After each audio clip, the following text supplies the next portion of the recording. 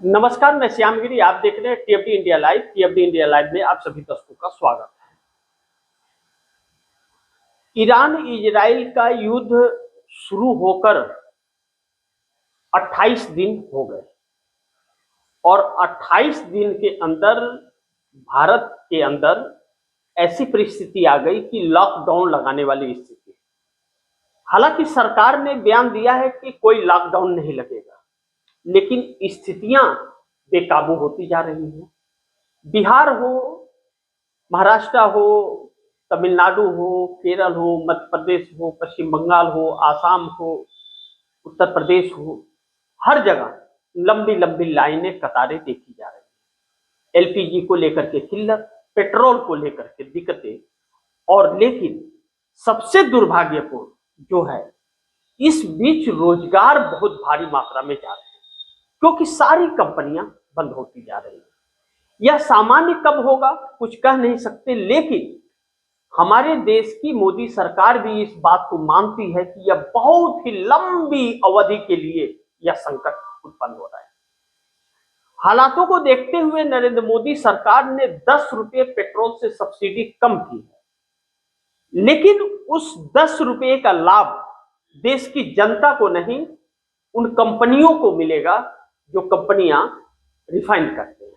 यानी कि बड़े बड़े उद्योगपतियों को वह फायदा हो रहा है, देश की जनता को फायदा नहीं, उसका मिलेगा कोई लाभ। बल्कि 5 रुपये जो पेट्रोल का रेट बढ़ा है, यह रेट इसलिए बढ़ा है क्योंकि इस वक्त 4 राज्य और एक केंद्र शासित प्रदेश, 5 राज्यों के चुनाव चल रहे हैं। तमिलनाडु, केरल, पश्चिम बंगाल और आसाम और पांडिचेरी, इन 5 जगहों में चुनाव है। इन चुनाव के मद्देनजर सरकार ने 5 रुपये बढ़ाए हैं और 10 रुपया सब्सिडी कंपनियों को दी है, लेकिन उस 10 रुपया का लाभ देश की जनता को नहीं मिला। सरकार कह रही है कि हर चीज अवेलेबल है, लेकिन जनता लाइन में लगी हुई है। अगर आप दर्शक खुद ही सोचिए, सब कुछ अगर है, अस्थायी है, स्थिर है और आपके पास अवेलेबल है, तो लाइन क्यों लग रहा है? इसके पहले तो नहीं लगा।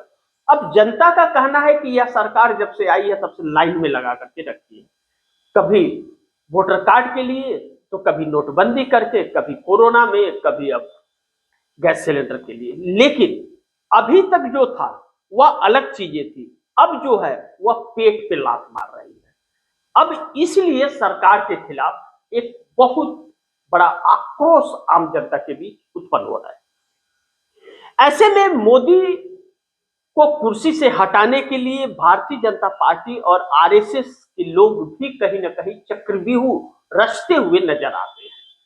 इस बात को कहने से ऐतराज नहीं होगा कि एक बड़े पत्रकार जो मोदी सरकार के कसीदे पढ़ा करते थे, मधु किश्वर ने जिस तरह से मोदी के ऊपर एक लांछन सा लगाया, आरोप चरित्रहीनता का, चरित्र पर, तो भारतीय जनता पार्टी के ही नेता कपिल मिश्रा ने भी दिल्ली विधानसभा के अंदर ऑडियो चला करके लगाया था। सवाल यह है कि इस वक्त मधु किश्वर को लेकर के भारतीय जनता पार्टी क्यों नहीं अस्वीकार कर रही है उनके बातों को। अब इसको इस तरह से देखा जा रहा है और चर्चा इस बात की हो रही है कि आरएसएस जब भी किसी नेता को हटाना चाहती है और वह नहीं हटता है, तो उसके चरित्र पर ला करके खड़ी कर देती है। अब मधु किश्वर ने यह कहा कि हमारे पास सबूत भी हैं, तो उन्होंने सबूत दिखाया नहीं है। उनके ट्वीट के आधार पर, उनके बयानों के आधार पर ही बात चल रही है। नरेंद्र मोदी को लेकर के सबूत तो पेश उन्होंने नहीं किया, लेकिन सबूत है और सबूत पेश करूंगा यह बोल करके किया। लेकिन कपिल मिश्रा ने तो बाकायदे दिल्ली विधानसभा के अंदर ऑडियो चला दिया था, ऑन रिकॉर्ड है यह। इस पर भारतीय जनता पार्टी कोई बयान नहीं दे रही है। अब कहा जा रहा है कि जैसे संजय जोशी को सीडी कांड में फंसा करके गुजरात से विदा कर दिया गया था, जो आरएसएस के थे, उसी तरह नरेंद्र मोदी के ऊपर यह हथियार आजमाए जा रहे हैं और नरेंद्र मोदी को कुर्सी से हटाए जाएंगे। अब महत्वपूर्ण यह है कि एक चक्रव्यूह में फंस गए, अंतर्राष्ट्रीय मुद्दे पर फेल है मोदी सरकार। जो डंका बजा रहे थे या जो विश्व गुरु बन रहे थे, वह सारी ढोल फूट चुके हैं और बल्कि अर्थव्यवस्था भी चरमरा गई है पूरी तरह से। इस वक्त भारत की जीडीपी जो कहे तो 3.6 के आसपास है, जबकि यह सरकार कुछ और ही कहती है, लेकिन सारे आंकड़े झूठे हैं। और 3.6 के बावजूद भी इससे ज्यादा तो बेहतर मनमोहन सिंह सरकार में था। अब सरकार कहा जा रहा है तकरीबन 50 साल पीछे देश को ढकेल दी है और देश को गुलामी की राह पर ला करके खड़ी कर दी है। ईरान इजराइल युद्ध का असर सिर्फ भारत पर ही नहीं, बाकी देशों पर भी पड़ा है, लेकिन भारत पर कुछ ज्यादा पड़ रहा है, क्योंकि भारत के पास व्यवस्था नहीं थी। नरेंद्र मोदी सरकार ने झूठा पाखंड लोगों को झूठी सूचनाएं दे करके आश्वस्त कर रहे थे। जब सच्चाई सामने आ गई तो दोनों हाथ खाली हैं। ऐसे में उसकी कीमत जनता को चुकानी पड़ेगी। लॉकडाउन वाली परिस्थिति आ चुकी है, कंपनियां बंद हो रही हैं, रेस्टोरेंट बंद हो रहे हैं, बड़े बड़े लोग कंपनियां बंद करके जा रहे हैं, बड़े बड़े इन्वेस्टर भारत से पैसे निकाल रहे हैं। ऐसे में लोग बेरोजगार हो रहे हैं और महंगाई चरम सीमा पर। ऐसे में इंडिया गठबंधन को एक बड़ा मौका मिलता है और इंडिया गठबंधन के दो नेताओं ने ऐलान कर दिया कि सरकार जा रही है। इंडिया गठबंधन सरकार गिरा पाएगी या नहीं गिरा पाएगी, यह देखना महत्वपूर्ण होगा। लेकिन आरएसएस जो चाल चल रहा है और जिस तरह चक्रव्यूह में मोदी को फंसा करके उनके चरित्र पर सवाल खड़ा कर रहा है, यह तय है कि नरेंद्र मोदी या तो इस्तीफा दे देंगे या तो उन्हें हटा दिया जाएगा। भारतीय जनता पार्टी के ही वरिष्ठ नेता सुब्रमण्यम स्वामी ने भी इसका जिक्र कई बार किया है। लेकिन अब इंडिया गठबंधन के दो नेता राहुल गांधी और ममता बनर्जी जो मुख्य नेता हैं, इन्होंने यह कहा है कि मोदी सरकार जा रही है और यह 29 तक नहीं पहुंच पाएगी, बहुत जल्द इस सरकार को जाना पड़ेगा। ममता बनर्जी ने तो यहां तक कह दिया कि सितंबर से पहले मोदी सरकार चली जाएगी। देखना महत्वपूर्ण होगा कि क्या होता है। लेकिन इंडिया गठबंधन के सांसदों की संख्या जिस तरह से बढ़ रही है, वह इस सरकार को चौंका रही है, भारतीय जनता पार्टी को भी चौंका रही है।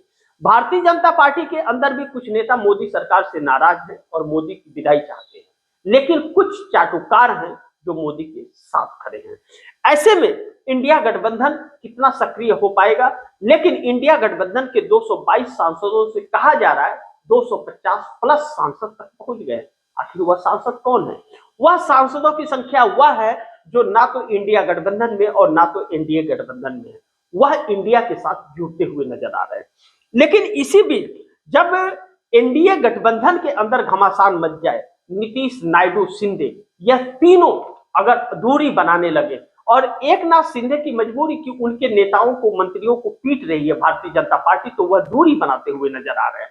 कब वह एनडीए गठबंधन छोड़ देंगे कोई नहीं जानता। 7 सांसद हैं उनके पास, 54 एमएलए हैं उनके पास। महाराष्ट्र सरकार भी संकट में आएगी, केंद्र में मोदी की सरकार भी संकट में आएगी। क्या यह बातें भाजपा को समझ नहीं आती? लेकिन भाजपा उन्हें साम दंड भेदभाव से अपने साथ रखना चाहती है। लेकिन अब वह एक नाथ शिंदे दूर होते हुए नजर आ रहे हैं क्योंकि उन्हें प्रताड़ित किया जा रहा है। ऐसे में नीतीश कुमार और तेजस्वी यादव मिलकर के कौन सी नई चाल चल रहे हैं, यह आने वाला वक्त बताएगा। लेकिन नीतीश कुमार और मोदी में बात नहीं बनी है, इस तरह की चर्चाएं चल रही हैं। अब राहुल गांधी पटना जा रहे हैं, कहा जा रहा है क्या ऐसा है कि नई सरकार बनेगी या नीतीश कुमार राहुल गांधी से मुलाकात करेंगे? यह तो देखना महत्वपूर्ण होगा जब राहुल गांधी पटना पहुंचेंगे। लेकिन चुनाव के बाद पहली बार पटना राहुल गांधी जा रहे हैं और कहा जा रहा है कि आरजेडी कांग्रेस की जो बहुत पुरानी सहयोगी दल है उसका साथ कांग्रेस नहीं छोड़ेगी और तेजस्वी और राहुल की जोड़ी नीतीश को मनाने में सफल हो जाएगी। इस वक्त तेजस्वी यादव भी बहुत सक्रिय है और नीतीश कुमार से नजदीकियां बढ़ रही हैं। निशांत कुमार, नीतीश कुमार के बेटे, जब से राजनीति में एंट्री मारे हैं, सभी जिलाध्यक्षों की बैठक, विधायकों की बैठक, सांसदों की बैठक, पार्टी प्रवक्ताओं की बैठक, लगातार बैठक कर रहे हैं। लेकिन इस्तीफा देने वाले नीतीश कुमार को इस्तीफा देने से रोक दिया निशांत कुमार ने। बंद कमरे में बाप बेटे की जो बैठक हुई उससे बहुत कुछ तस्वीरें निकलती हुई नजर आ रही है। नीतीश कुमार जो इस्तीफा दे देना था वह इस्तीफा नहीं दिए और कहा जा रहा है कि आगे भी नीतीश कुमार इस्तीफा देंगे या नहीं देंगे, राहुल गांधी के पटना पहुंचने के बाद यह तय होगा। नीतीश कुमार हो ना हो कि इंडिया गठबंधन के साथ मिलकर के महागठबंधन की सरकार बनाए। आईपी गुप्ता, असदुद्दीन ओवैसी भी बहुत सक्रिय बिहार में हो चुके हैं। ऐसे में निशांत कुमार की सक्रियता बहुत कुछ तस्वीरें दिखा रही है। कहीं ऐसा ना हो कि निशांत कुमार सीएम बन करके और नीतीश कुमार दिल्ली इंडिया गठबंधन के साथ आ जाए। यह बात सता रही है भारतीय जनता पार्टी को और भारतीय जनता पार्टी इस बात को लेकर के डर रही है। अब नीतीश इंडिया गठबंधन में आएंगे, राहुल क्यों पहुंच रहे हैं पटना, यह सब एक सस्पेंस सा बना हुआ है।